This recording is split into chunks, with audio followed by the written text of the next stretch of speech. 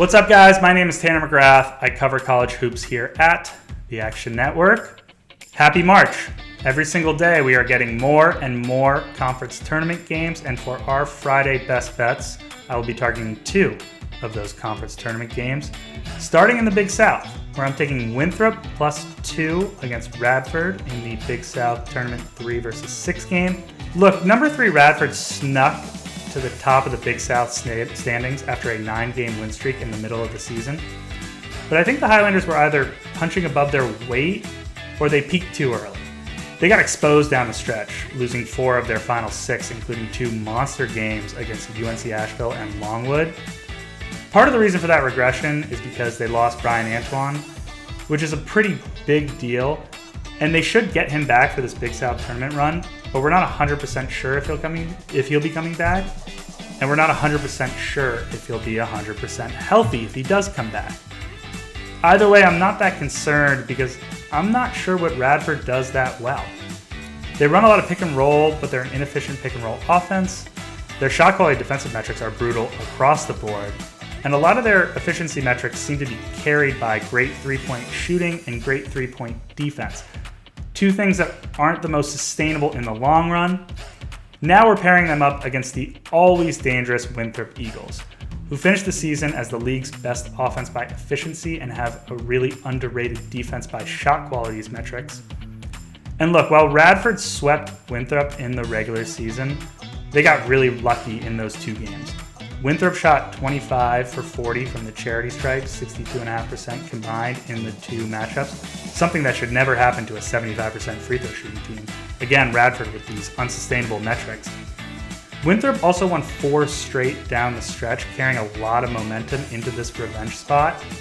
And say it with me now, it's hard to beat a team 3 times in a season.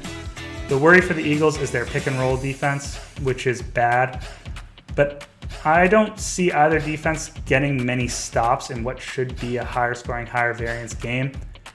And I'd rather take the healthy team with momentum than the short-handed team that's flailing.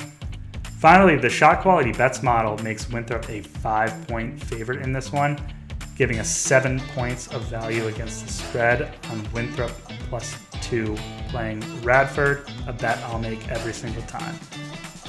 For a second pick, I'm going to go to Arch Madness with Drake -10.5 against Murray State. I think the Bulldogs blow out the Racers in this one, mostly because Murray State is in a really weird spot. They just played Valpo in back-to-back games, the first of which was the regular season finale, a 1-point overtime win. The second of which was a first-round tournament game, a blowout win for Murray State, but a game where Valpo shot 2 for 23 from 3. Now Murray State is catching Drake, who I still think is the best team in Arch Madness, after the Bulldogs dropped one to the actual best team in Arch Madness, Bradley. But the Bulldogs didn't just lose a game to Bradley, they lost a game to home Bradley. Home Bradley that is 15-1 straight up and 13-2 against the spread at home this season. And before Drake played home Bradley, the Bulldogs finally figured it all out. They won 10 straight entering that game. Tucker DeVries and Roman Penn are playing really well right now, both with offensive ratings close to 115.